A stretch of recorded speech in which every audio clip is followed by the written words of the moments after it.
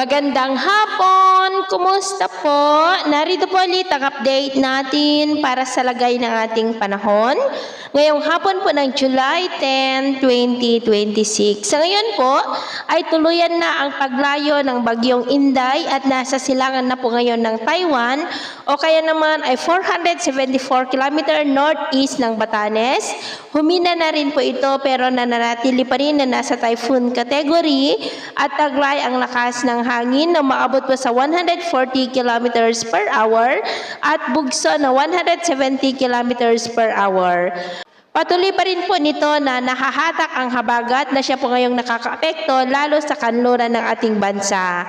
Bukas po ng umaga ay posible na yan na makalabas sa ating area of responsibility at bukas ng gabi, posible po yan na mag-landfall sa bahagi po ng China.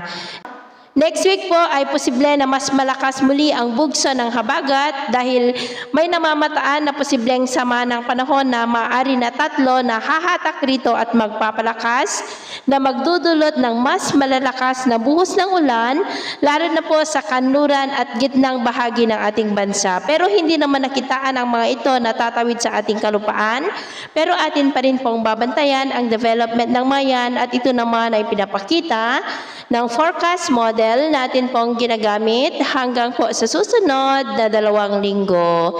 At sa lagay po ng ating panahon, ngayong hapon ay nakakaranas ng maulap na kalangitan with isolated rains ang Batanes, Ilocos Region, ilang bahagi po ng Central Luzon, Metro Manila, Calabarzon, Mimaropa, ilang bahagi ng Bicol, Antique, Iloilo, Negros, Tagbilaran, Ormoc, Northern Samar, Tawi-Tawi, Basilan, Zamboanga Peninsula, Northern Mindanao, Caraga, Sorsogon at ilang bahagi po ng Davao. At mamayang gabi may mga tsansa pa rin ng mga isolated rains, lalo po sa kanlurang bahagi ng ating bansa dulot ng habagat at posible ang may kalakasan ng mga pag-uulan, lalo na po sa isla ng Mindoro, northern part ng Palawan at coastal areas ng Central Luzon. Kaya mag-ingat pa rin po tayo sa mga banta ng mga pagbaha at pagguho ng lupa.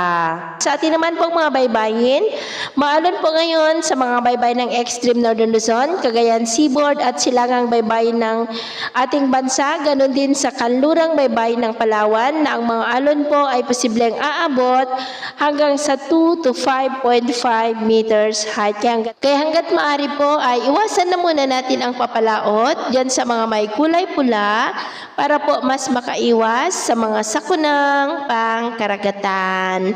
So, yun po ang latest update natin sa araw na ito. At ako po muli si James na nagsasabing sa kahit anong pagsubok po na darating sa ating buhay, huwag po tayong mawawalan ng pag-asa. Thank you and God bless!